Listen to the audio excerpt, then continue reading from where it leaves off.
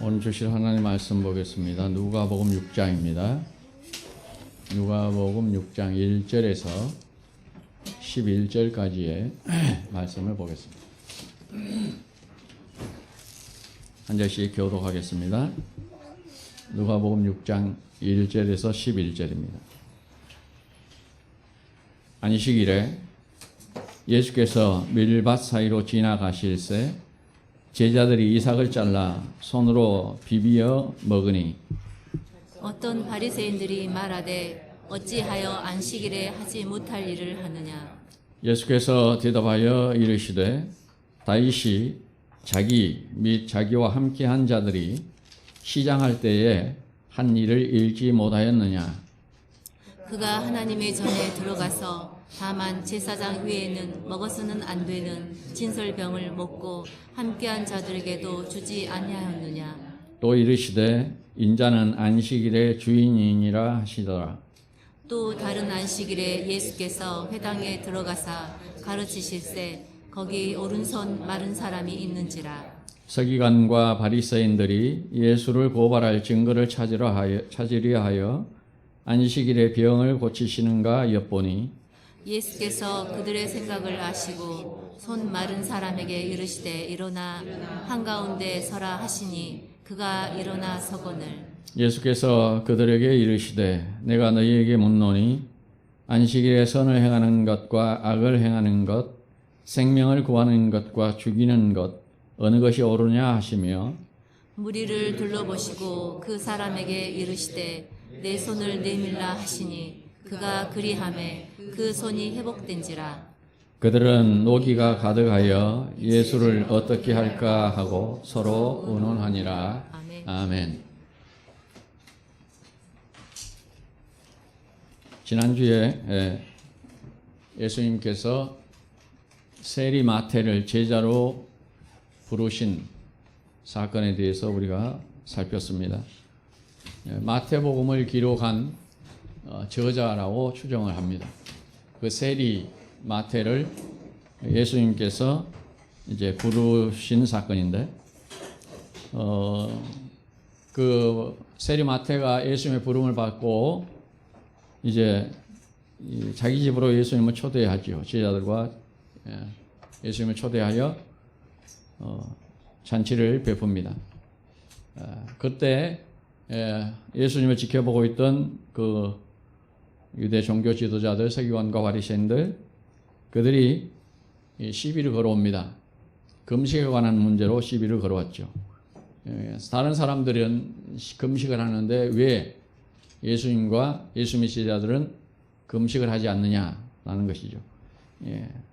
왜냐하면 그 금식이 율법에 기록되어 있는 것이기 때문에 그렇죠. 유대인들은 율법에 기록되어 있는 것은 목숨을 걸고 지켜야 되는 것으로 알고 있기 때문에 그렇습니다. 왜냐하면 그 율법이 하나님의 법이기 때문에 그렇죠. 예수님께서 그들에게 이러한 대답을 하셨습니다. 결혼식 잔치에 신랑이 손님들을 초대해 놓고 금식하라 말할 수 있겠느냐. 잔치집에 온 사람들은 당연히 신랑과 함께 있을 때에 잔치의 음식을 나누고 잔치에 참석하는 것이 옳다. 그런 비유를 드시죠. 그래서 신랑이 있을 때는 금식하지 않는 것이다. 이렇게 예수님이 말씀하십니다. 그러나 신랑을 빼앗길 때가 이르리니 그때는 금식해야 될 것이다 라고 말씀하시죠. 예수님은 이 비유를 통해서 자신이 잔치를 베푼 신랑이다. 그 잔치는 천국 잔치겠죠. 천국 잔치를 베푼 신랑이기 때문에 이 잔치를 베푼 주인인 신랑과 함께 있는 제자들 그리고 그 자리에 모인 손님들 그들은 금식할 필요가 없다. 그런 말씀을 하신 것입니다. 그러면서 예수님이 비유를 들어서 말씀하셨죠. 새 옷 조각을 헌 옷에 붙이지 말고 새 포도주를 낡은 가죽 부대에 담지 말라. 즉 그들이 주장하고 있는 그 율법주의적 사고방식, 그 옛 것에서 빠져나와야 된다라는 것을 그런 비유로 말씀을 하신 겁니다. 옛 것에서 빠져나와서 새 것으로 행하라 라는 그런 의미죠. 옛 것은 무엇을 의미하냐면 율법주의를 말합니다. 율법주의는 율법을 잘 지켜서 우리가 의롭게 되자라는 거거든요. 율법을 잘 지켜서 우리가 의인이 되자. 그런 것이 율법주의입니다. 그 율법주의의 핵심은 뭐냐 하면 자기 자랑이에요. 율법주의의 핵심은 자기 자랑입니다. 잘 지켜서 내가 이 정도 했다라는 거죠. 그것을 자랑 삼게 되어 있습니다. 그래서 그 율법주의를 예수님께서 비난하신 것이죠. 그래서 그 옛 삶, 율법주의, 그 옛 사고방식에서 벗어나서 은혜 아래로 들어오라 라고 합니다. 은혜 아래로 들어온다. 은혜의 복음. 이 은혜의 복음은 그 예수님께서 가르치신 이제 이 새 부대요, 새 옷을 의미합니다. 그래서 예수님이 그 옛 율법을 해석하여 새 옷으로, 새 부대로 짜줍니다. 쉽게 말하면 새 계명을 주는 겁니다. 그 새 계명이 뭐냐 하면 서로 사랑하라 입니다. 율법의 온전한 그 율법의 정신을 말한다 하면 사랑이에요. 사랑. 그래서 율법 교사가 예수님께 왔을 때에 내가 어떻게 해야 할까라고 예수님께 물을 때 예수님 뭐라고 해요? 율법에 뭐라 기록되었더냐라고 묻잖아요. 그 율법 교사는 구약 성경을 아주 깊이 있게 연구하면서 그 율법의 이 문자적인 것뿐만 아니라 그 율법 속에 담겨져 있는 정신까지 이 사람은 파악을 한 거예요. 그 율법 교사가. 그래서 예수님께 이야기를 하죠. 그 율법을 한마디로 말하면 하나님을 사랑하고 이웃을 사랑하라입니다. 라고 대답을 하죠. 예수님께서 그대로 행하라. 그 율법이 의미하는 것은 서로 사랑이에요. 그런데 유대인들은 그 율법을 문자적으로 해석하여서 이 율법을 우리가 잘 지켜서 의롭게 되자 라는 생각을 갖고 있었다는 거죠. 그래서 예수님이 오셔서 그 율법의 정신을 가르치는 겁니다. 율법이 의미하는 것이 무엇인가를 가르치는 거예요. 그게 뭐냐면 새 계명이죠.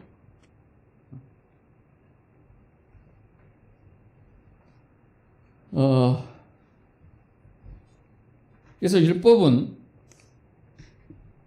잘 지켜서 의로워지자가 아니라 이웃에게 악을 행하지 아니하고 이웃을 사랑하는 거예요. 그것이 율법의 올바른 정신이거든요. 아까 기도할 때 도피성에 관한 기도가 나왔는데 그 도피성에 관한 기도가 왜 나왔냐면 수요일 밤에 우리가 그걸 강의했기 때문에 그래요. 수요일 밤에 안 나오신 분들은 안타깝습니다. 설명을 안 해주고 넘어가 돼요. 저희 교회는 설교가 딱 3번 있죠. 설교라기보다는 성경 공부죠. 주일 오전, 주일 오후, 수요일. 근데 이 3가지가 다 다릅니다.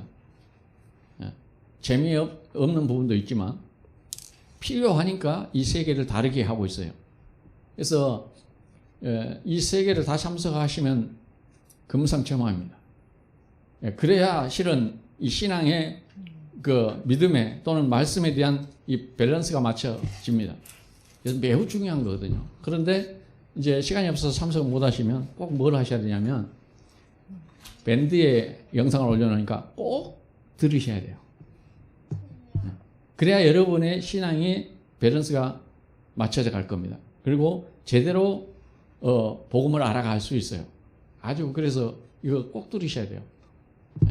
그냥 내가 오늘 시간이 없어서 참석 못했으니까 그걸로 땡 지나쳐버리면 큰일 나요. 그래서 꼭 공부를 하셔야 됩니다. 그 도피성, 부지 중에 살인했을 때, 실수로 사람을 죽였을 때, 그 사람이 보복을 당하지 않도록 하기 위하여 하나님이 이스라엘 백성들을 가나안 땅에 땅 배치를 하면서 도피성을 만들어라. 그래서 6군데를 만들죠. 그래서 부지 중에 살인했을 때 도피성으로 도망가서 거기서 목숨을 이제 부지할 수 있도록 합니다.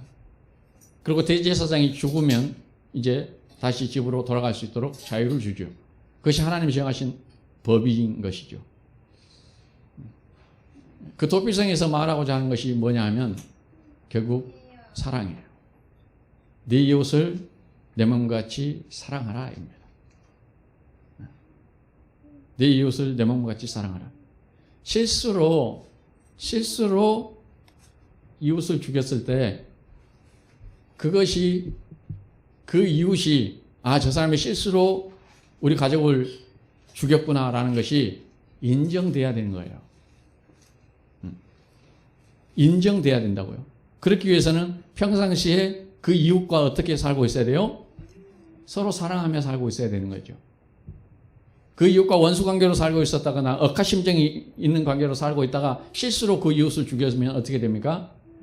분명히 오해 사는 거죠. 분명히 원수 관계로 있고 미워했기 때문에 보복 차원에서 말은 실수지만 어거지로 죽였다. 이렇게 오해 살 수 있다는 거예요. 그래서 늘 이웃과 어떻게 하고 있어야 된다? 사랑의 관계를 유지하고 있어야 된다. 그래서 나중에 도피성에서 대제사장이 죽고 나면 이제 자기 집으로 다시 돌아와야 됩니다. 잠시 동안은 피신해서 피해 보복을 당하지 않을 수 있지만 대제사장이 죽고 나면 다시 고향으로 돌아와야 돼요. 그 고향으로 돌아오면 집 옆에 누가 있다고요? 내가 실수로 죽인 그 가족들이 살고 있다고요. 그들과 맞닥뜨려서 또 살아야 돼요. 그럴 때 피해 보복을 당하지 않으려면 어떻게 살았어야 돼요? 화목 관계로 살았어야, 사랑의 관계로 살고 있었어야 되는 거죠. 그래서 구약의 도피성도 하나의 율법 부분의 한 부분이잖아요. 구약에 있는 모든 율법이 전부 무엇과 연결이 되어 있냐면 예수님이 말씀해 주신 사랑과 연결이 되어 있는 거예요. 전부 사랑에 근거한 거예요. 사랑.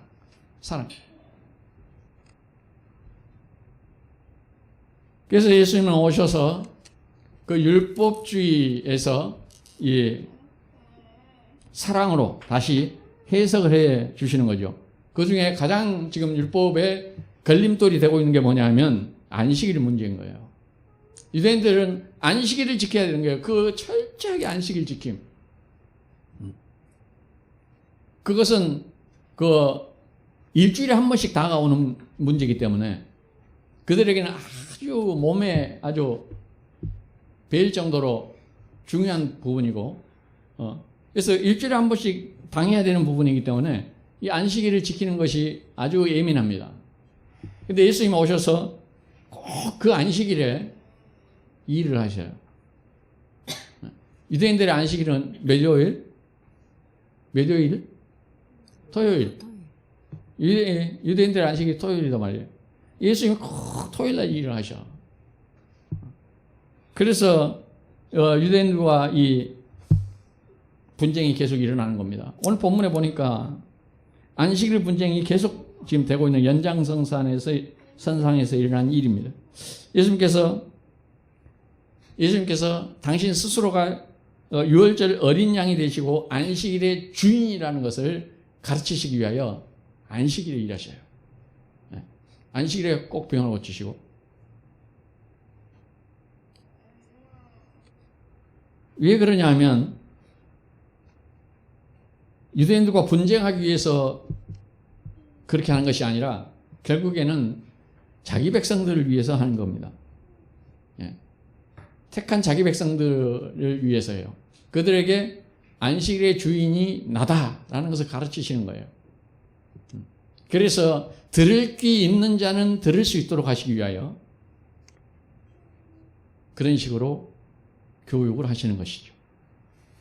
이제 표면상으로만 보면 예수님이 유대인들과 부딪히기 위하여 안식일에 일하시는 것처럼, 안식일을 어긴 것처럼 우리에게 내비쳐지지만 실은 예수님은 그들과 부딪히려고 한 것이 아니라 뭐 하려고요? 택한 자기 백성들에게 당신이 누구인 것을 알리기 위해서예요. 그게 핵심이에요. 그래서 오늘 본문에서도 무슨 말씀이 나와요? 안식일의 주인이 누구다? 나다. 라는 말씀이 나오는 거예요. 그 유대인들 지도자들이 반대파에 서 있는 그 사람들에게 안식일의 주인이 나다 말해봤자 믿도 안 하는데 그들에게 그 가르침이 필요가 없잖아요. 그래서 이 안식일 분쟁의 문제는 택한 자기 백성들에게 예수님이 누구신지를 가르치기 위한 사건들이다라는 것이죠. 누가복음이잖아요. 그래서 누가가 이 사건을 기록할 때 유월절이 지난 후 첫 번째 안식일, 그러니까 유월절부터 따지면 두 번째 안식일이 됩니다. 그 안식일에 이 일이 일어났다라고 기록을 합니다. 그래서 원어를 보면 티우테로프로토스라는 단어가 들어가 있습니다. 이 단어가 언제 쓰이는 거냐면 고난주간 직후에 고난주간이 끝나고 난 첫 번째 안식일 그때 쓰는 단어이거든요. 근데 우리 성경에는 그냥 뭐라고 번역이 되어 있냐면 안식일이라고만 번역이 되어 있죠. 그것은 이제 왜 그러냐면 사본이 이제 여러 가지가 발견될 거 아닙니까? 그 중에서 어떤 사본에는 이 고난 직후, 고난 주간 직후, 유월절 직후 돌아온 첫 번째 안식일이라는 단어를 쓴 것도 있고 또 빠져 있는 이 사본들도 있어요. 그래서 대부분 많이 빠져 있는 사본들이 많기 때문에 우리 성경에 번역할 때 그냥 안식일 이렇게만 기록을 한 겁니다. 번역을. 어쨌든 안식일 이것은 유월절 후 첫 안식일이라고 누가가 기록을 합니다. 그것이 아마 의미가 있을 거라고 보여지는 것은 유월절 지난 다음이거든요. 그래서 그 유월절 어린 양이신 예수님, 그분이 안식일의 주인이심을 어필하기 위하여 그래서 유월절 지난 주일에 예수님께서 이 일을 하셨다라고 기록을 한 것으로 보여집니다. 그 안식일의 유월절이 주인이 누구다? 예수님이다. 그래서 그 유월절 주인이신 그분이 유월절 주인이신 그분이 그 안식일에 자기 마음대로 하실 수 있다. 그 말이죠. 그걸 보여주는 것입니다. 그 안식일에 예수님께서 제자들과 함께 뭘 했냐면 곡식밭 사이를 걸어간 거예요. 안식일에. 여기서 밀밭이라고 되어 있죠. 우리 번역에는 밀밭, 스포리모스라는 단어입니다. 이 단어는 뿌려진 밭의 곡식을 의미하는 단어예요. 뿌려진 밭의 곡식. 그러니까 밀이 될 수도 있고 보리가 될 수도 있고 옥수수가 될 수도 있고 어떤 성경에는 옥수수라고 이 번역해 놓은 데도 있습니다. 어쨌든 뿌려진 밭의 곡식을 의미합니다. 유월절이 히브리 달력으로 보면 니산월 14일 저녁부터 시작을 합니다. 그 니산월이라고 하는 것을 우리 태양력으로 하면 3월 말에서 4월 이 정도 됩니다. 그렇게 이때 기준으로 해서 우리나라에서 4월 정도 되면 보리가 자라 올라오죠.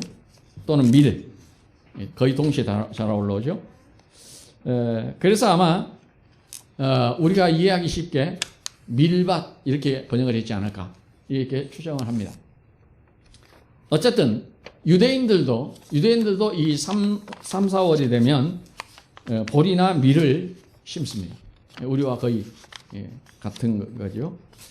그래서 어쨌든 예수님께서 밀밭 사이로 제자들을 데리고 걸어갑니다. 그런데 제자들이 그 밀 이삭을 잘라서 손으로 비벼서 불어가지고 그것을 먹었어요. 여러분도 어렸을 때 해보셨죠? 저는 해왔습니다. 그 밀 보리가 얼마나 맛있는지 아세요? 우리는 이제 손으로 밀은 이렇게 손으로 비벼서 후 불어서 먹으면 찰지니까 맛있거든요. 그렇게 먹고 보리는 안 찰져요. 그래서 보리는 어떻게 먹어요? 불에 구워가지고 태워서 비벼서 고소하게 그렇게 먹었어요. 어쨌든 그걸 한 거예요. 제자들이. 예수님께서 밀밭 사이로 지나가시니까 제자들이 그걸 한 거예요. 근데 그걸 왜 했냐 하면 제자들이 배가 고파서. 이게 예수님도 너무 아시지. 안식일에 안식일 되기 전에 금요일 날 좀 먹을 걸 준비해 놨다가 제자들에게 좀 먹이고 그래야 되는데 예수님이 바쁘셨는가 금요일 날 예, 안식일 먹을 양식을 준비 안 하신 것 같아요. 그러니까 금요일 밤부터 시작해 가지고 토요일 아침도 쫄쫄 굶고 토요일 점심에도 굶고 아마 내가 볼 때는 오후에나 지나갔지 않을까. 그러니까 배가 엄청 고픈 거죠, 제자들이. 그러니까 할 수 없이 배고프니까 그냥 밀을 해갖고 까불러서 먹은 거예요. 예수님과 예수님의 제자들은 실은 앞장에서부터 쭉 우리가 읽어오면 유대인들에게는 공공의 적입니다. 아주 그래서 눈을 부릅뜨고 이 사람들이 도대체 어떤 사람들이고 뭘 하는가 하고 노려보고 있습니다. 그래서 바리새인들이 이 상황을 딱 본 거예요. 그리고는 책망을 하기 시작한 거예요. 어찌하여 안식일에 하지 못할 일을 하느냐라는 거예요. 뭘 했다는 거죠? 일을 했다는 거죠. 바리새인들은 철저하게 율법을 지켜서 의로워지려고 하는 집단입니다. 그렇기 때문에 율법을 더 잘 지키기 위해서 십계명에 보면 안식일을 기억하여 그날을 거룩하게 지켜라. 그날에는 아무 일도 하지 마라. 이렇게 나와 있거든요. 소나 낙이나 네 집에 유하는 모든 객이라도 일하지 말라라고 나와 있어요. 근데 그렇게 이 철저하게 이 안식일을 지키기 위해서는 우리가 어떻게 해야 되는가 해서 세부 조항들을 만들어 놨어요. 이들이 시키도 않은 짓들을 한 거죠. 그래서 세부 조항들을 만들어서 이삭을 자르는 거, 타작하는 거, 곡식을 까는 거 이런 게 전부 일로 규정을 해놨습니다. 그래서 그들의 그 세부 조항을 보면 농업 및 식품 준비에 관한 규정이 있어요. 씨 뿌리기 이것도 해서는 안 돼요. 씨 뿌리는 것도 일이에요. 그 다음에 밭 깔기 당연히 이건 일이죠. 그 다음에 수확하기 이거 수확하기가 일이에요. 그러니까 지금 제자들이 밀을 이렇게 수확했잖아요. 그 수확하기가 지금 율법 어긴 거예요. 그 다음에 곡식을 타작하기. 타작했어. 이 타작하기는 아마 이 도리깨질 한 거. 도리깨가 뭔지 모르죠?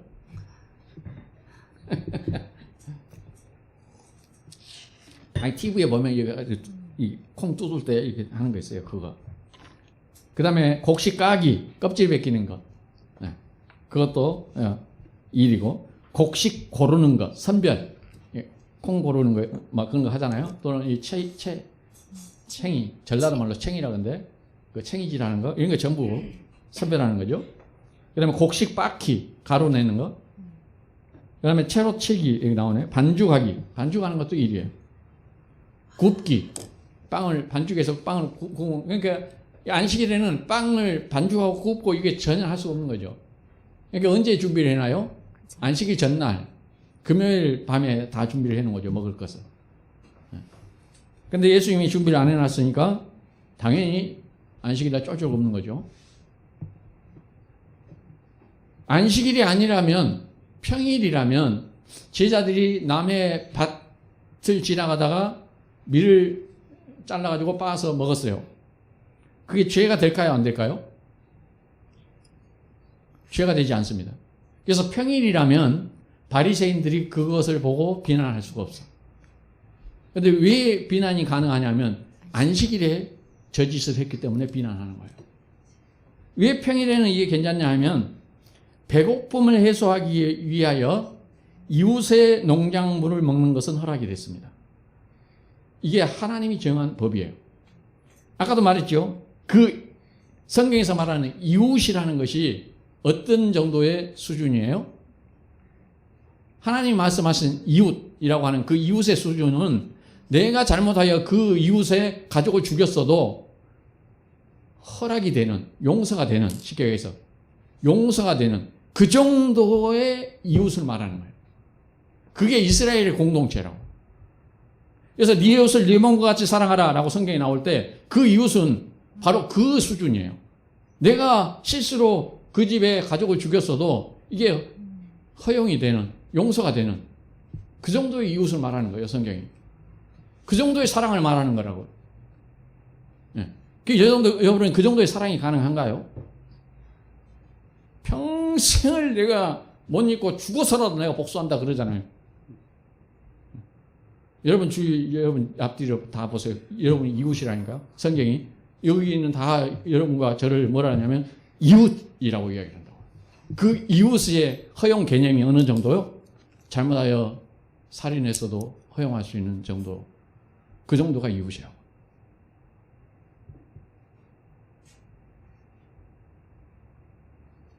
그래서 그 정도의 이웃이기 때문에 안식일이 아닌 평일에 그 이웃이 내 밭에 들어와서 가다가 과일을 따먹었어. 오케이. 이해 가세요? 그 정도 되는 이웃 개념을 갖고 있기 때문에, 그런 공동체 개념을 갖고 있기 때문에, 예, 배고픈 이웃이 마음대로 먹어도 오케이라니까요. 그것을 하나님이 말씀하신 거예요. 그 율법 정신이라고요. 그래서 율법 정신은 뭐라고요? 참된 이웃인 거예요. 참된 이웃, 한 몸, 한 가정, 이 개념이라고요. 이스라엘이라는 것이, 하나님의 백성이라는 것이. 그래서 신약성경에서 그것을 한 몸이라고, 한 지체라고 말하는 거예요. 그 이웃이라는 개념이. 예수 믿으면 한 몸이라고 이야기하는 거, 한 공동체, 한 교회라고 할 때 그게 그런 개념이라고요. 그래서 배고픈 이웃이 내 밭에 와서 곡식을 먹어도 문제가 되지 않아요. 신명기를 볼까요? 23장 24절에서 25절. 내 이웃의 포도원에 들어갈 때에는 마음대로 그 포도를 배불리 먹어도 되느니라. 지금 누가 정해주신 거예요? 하나님이 정하신 법이라고요. 하나님은 공동체를 그렇게 원하신다고요. 이렇게 원하셔요. 그러나 그릇에 담지는 말 것이요. 내 이웃의 곡식밭에 들어갈 때에는 네가 손으로 그 이삭을 따도 되느니라. 그러나 내 이웃의 곡식밭에 낫을 대지는 말지니라. 적어도 양심은 있으라고 말이죠. 배고파서 먹는 거 그냥 오케이다 이거예요. 아무리 많이 먹어도 오케이. 지가 먹어봤자 얼마나 먹겠어요. 배 터져라 먹어도 우리 밭을 다 먹지는 않을 거 아니에요.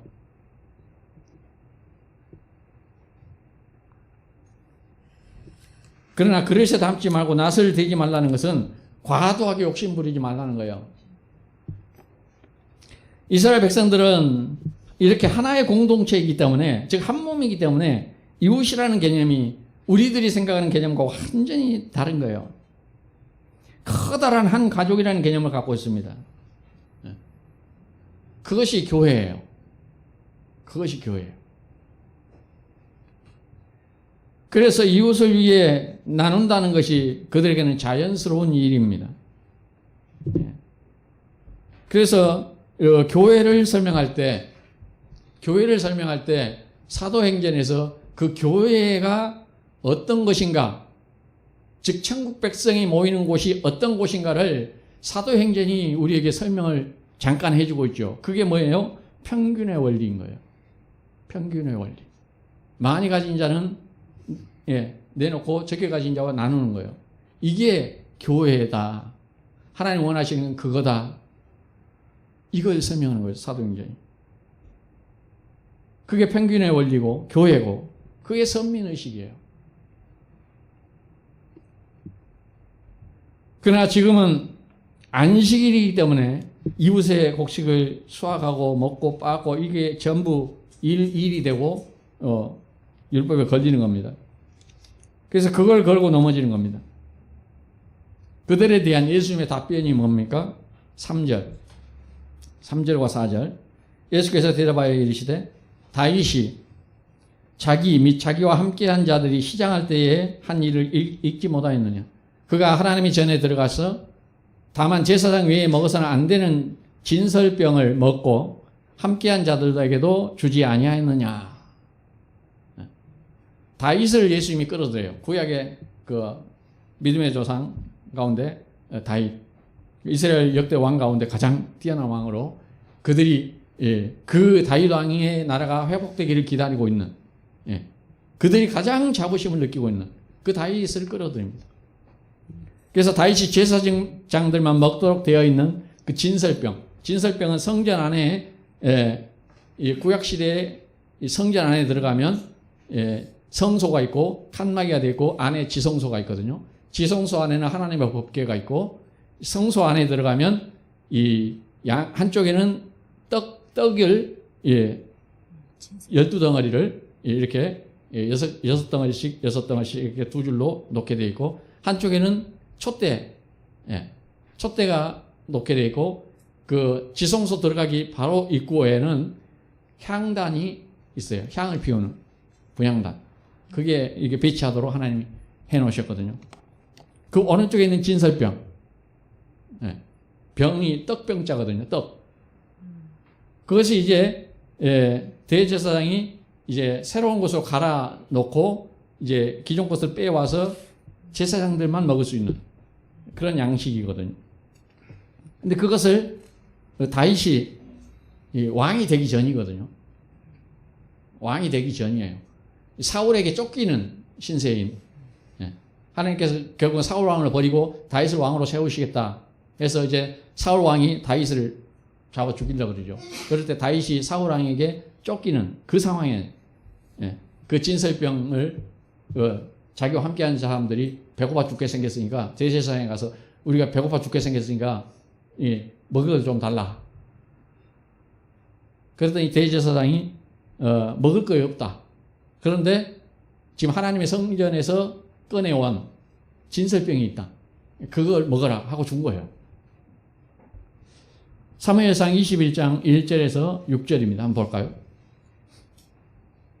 다윗이 노베 가서 제사장 아비멜렉에게 이르니 아비멜렉이 떨며 다윗을 영접하여 그에게 이르되 어찌하여 네가 홀로 있고 함께하는 자가 아무도 없느냐 하니 다윗이 제사장 아히멜렉에게 이르되 왕이 내게 일을 명령하고 이르기를 내가 너를 보내는 것과 내게 명령한 일은 아무것도 사람에게 알리지 말라 하기로 내가 나의 소년들을 이러이러한 곳으로 오라고 말하였나이다. 이제 당신의 수중에 무엇이 있나이까? 떡 5덩이나 무엇이나 있는 대로 내 손에 주소서 하니 제사장이 다윗에게 대답하여 이르되 보통 떡은 내 수중에 없으나 거룩한 떡은 있나니. 이게 진설병이에요.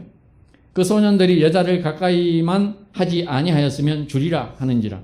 다윗이 제사장에게 대답하여 이르되 우리가 참으로 3일 동안이나 여자를 가까이 하지 아니하였나이다. 내가 떠난 길이 보통 여행이라도 소년들의 그릇이 성결하겠거든 하물며 오늘 그들의 그릇이 성결하지 아니하겠나이까 하며 제사장이 그 거룩한 떡을 주었으니 거기는 진설병 곧 여호와 앞에서 물려낸 떡밖에 없었습니다. 이 떡은 더운 떡을 드리는 날에 물려낸 것이더라. 대제사장 아히멜렉이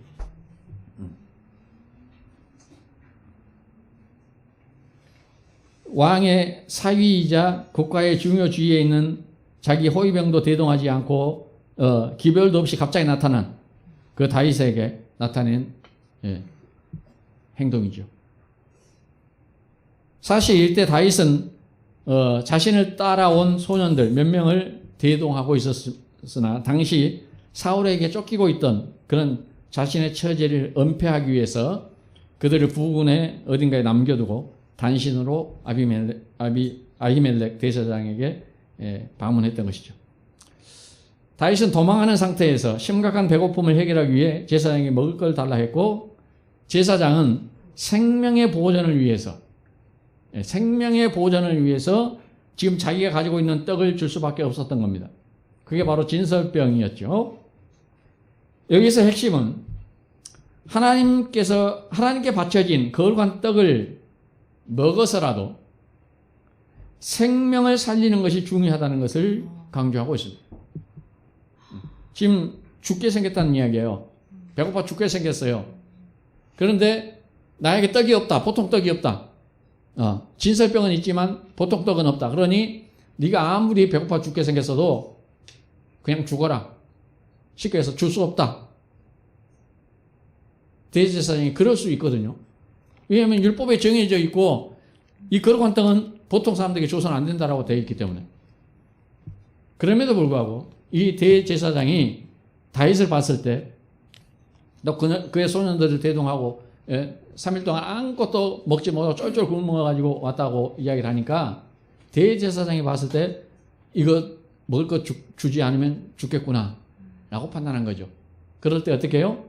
그 거룩한 떡이라도 줘서 생명을 살리는 거였다라는 거죠.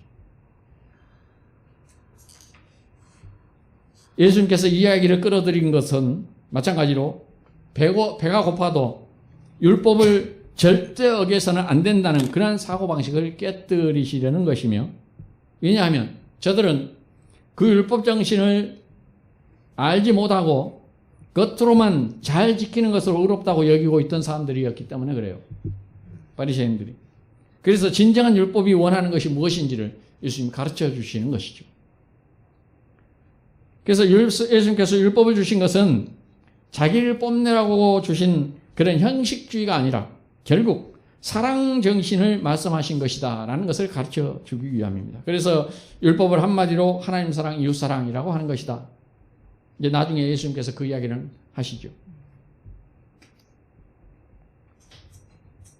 누가복음 10장 25절에서 27절에 아까 말했던 그 율법교사 이야기가 나옵니다. 어떤 율법교사가 일어나 예수를 시험하여 이르되 선생님 내가 무엇을 하여 영생을 얻으리까? 예수께서 이르시되 율법에 무엇이라 기록되었으며 네가 어떻게 읽느냐? 대답하여 이르되 내 마음을 다하며 목숨을 다하며 힘을 다하며 뜻을 다하여 주 너의 하나님을 사랑하고 또한 네 이웃을 내 자신같이 사랑하라 하였나이다. 율법교사가 이러한 율법 정신을 바로 이해를 했습니다. 상당한 수준의 율법교사예요. 그러니까 예수님께서 다윗의 때의 예를 든 것은 다윗이 긴박한 상황에 처했을 때 율법의 그 예외적인 행동을 했음에도 불구하고 그것이 용인될 수 있었던 것은 율법의 핵심이 뭐다? 사랑이다라는 거기 때문이죠. 그래서 형식주의보다 율법의 진정한 정신인 그 사랑에 근거하여 그래서 율법에 더 중요한 바가 무엇인지를 지금 예수님이 가르쳐 주시고 있는 거예요. 실은 그 유대 종교 지도자들과의 싸움 같지만 예수님은 그들과 관심이 없어요. 실은 누구에게? 제자들과 자기를 따르는 자기 백성들에게. 율법의 진정한 정신이 뭔 줄 아느냐? 사랑이다. 너희가 이 안식일에 지금 밀밭을 걸어가는데 배가 고프니까 어쩔 수 없이 그거 비벼서 먹을 수밖에 없지 않느냐. 그럼에도 불구하고 나는 그것을 죄로 정죄하지 않는다 라는 것을 보여주고 있는 거예요. 그거 가르쳐 주시기 위해서 일부러 예수님께서 안식일 전날 먹을 걸 준비 안 한 거예요. 이놈들을 쫄쫄 굶긴 거예요. 그래서 안식일 날 밀밭사를 지나갈 때 이놈들이 배가 고파서 비벼 먹을 수밖에 없도록 만드신 거라고요. 그거 가르치려고. 율법 정신이 무엇인지를 가르쳐줘요. 하물며 주님이 다윗도 그랬는데 주님은 다윗보다 더 큰 일을 하실 수 있는 분이시라는 것을 말씀하시고 싶은 겁니다. 그래서 다음 절에 예수님께서 뭐라고 말씀하시냐면 안식일의 주인이 바로 나다. 인자가 안식일의 주인이다. 이렇게 말씀하시죠. 아멘. 예수님께서 안식일의 주인이라 말씀하셨을 때 그것은 예수님께서 안식일을 만드신 입법자라는 의미입니다. 즉 안식일의 율법을 주님께서 만드신 것이라는 거예요. 말씀하고 있는 거예요. 예수님께서는 성부 하나님과 함께 천지를 창조하셨고 제7일에 함께 안식하셨고 첫사람 아담의 타락 후로 죄로 오염된 이 세상을 다시 회복시키고 인간들에게 영원한 안식을 주시러 다시 오신 분이에요. 하나님께서 이 같은 안식일 제도를 특별히 이스라엘 백성에게 규례로 주신 것은 다음과 같은 목적이 있는데, 첫 번째로 하나님 당신이 영광을 받으시기 위해서 안식일에 규례를 주신 것이죠. 안식일에 사람들이 뭘 할까요? 하나님을 예배합니다. 하나님 그걸 원하시기 위해서 안식일을 만드신 거죠.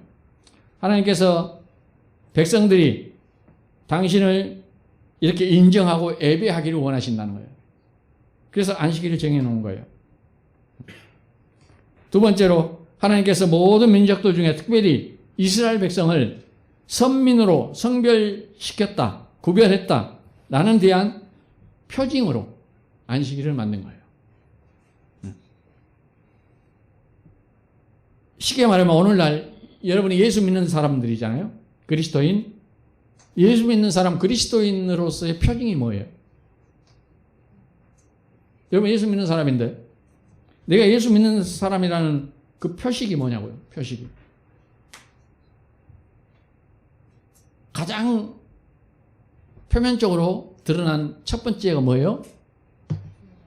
일요일 되면 이 사람들이 교회를 간다는 거죠. 그게 표징이잖아요.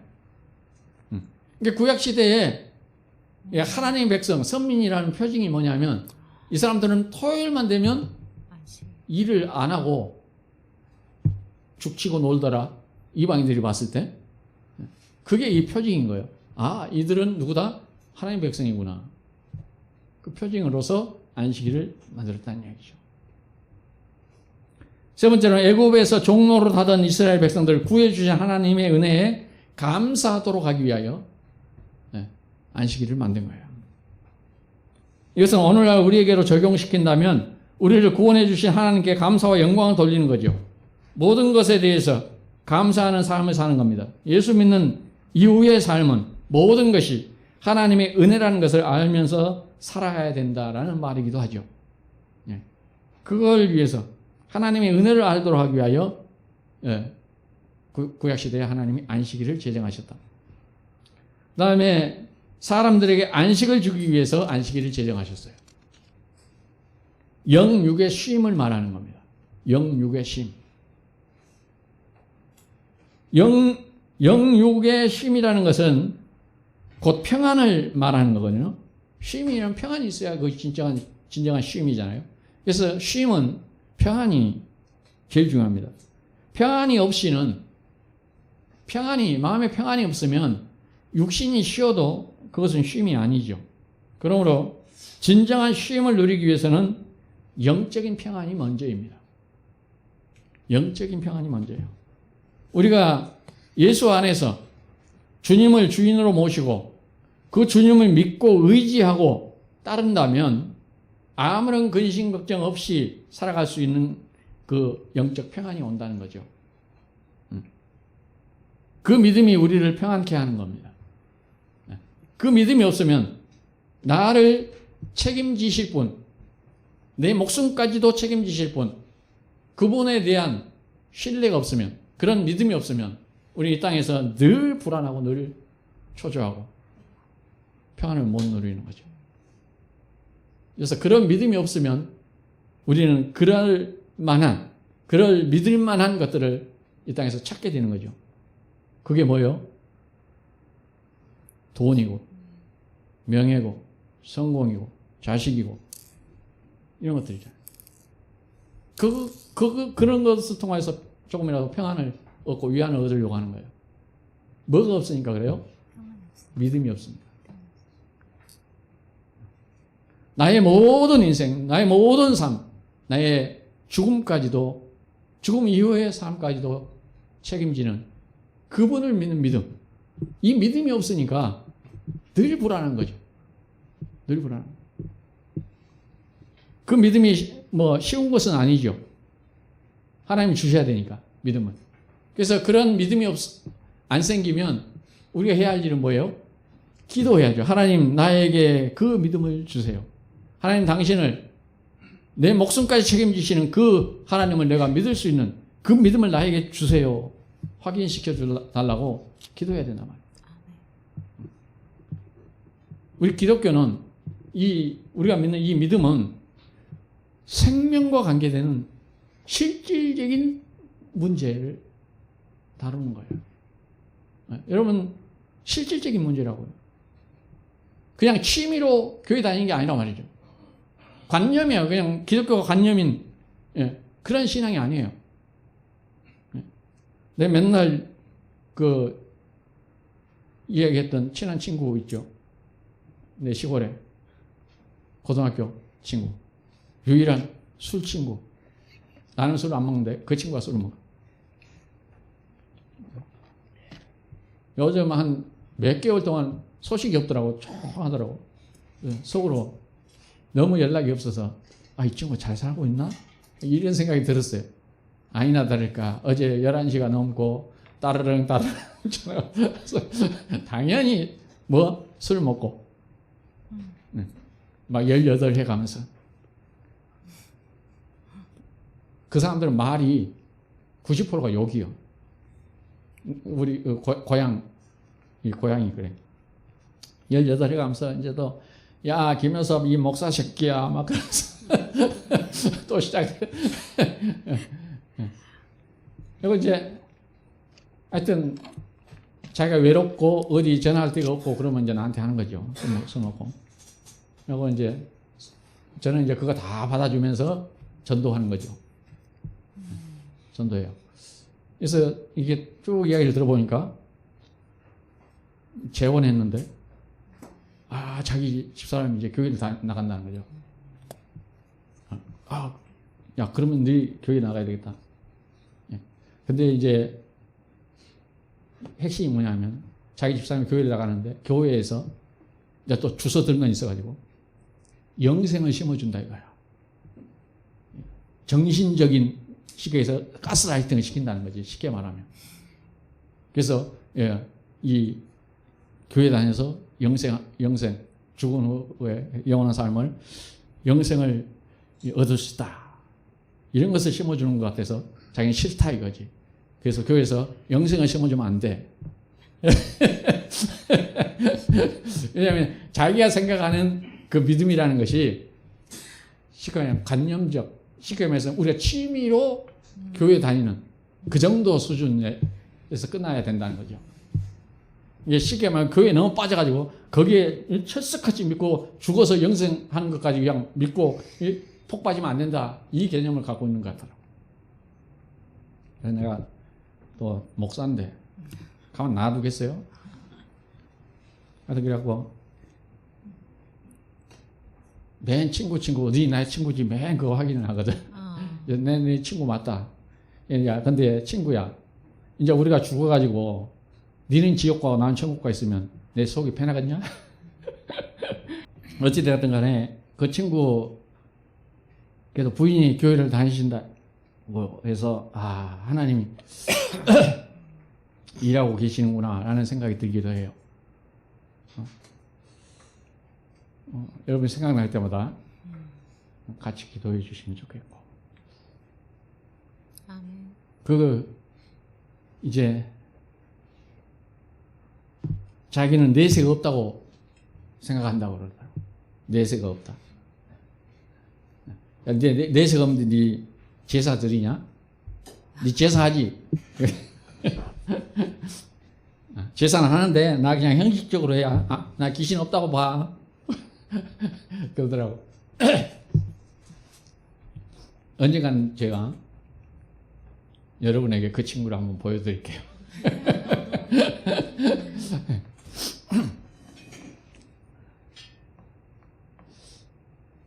하여튼 우리가 믿는 이 믿음, 이게 이 관념적 믿음이 아니에요. 그냥 취미로 예수 믿는 게 아니란 말이죠. 생명이에요. 영생이란 말이에요. 목숨 걸리고 예수 붙들고 천국 가야 되는 거예요. 시간이 되어서 다음 주에 하겠습니다. 기도합시다. 주님, 우리가 예수 안에서만 안식을 누릴 수 있습니다.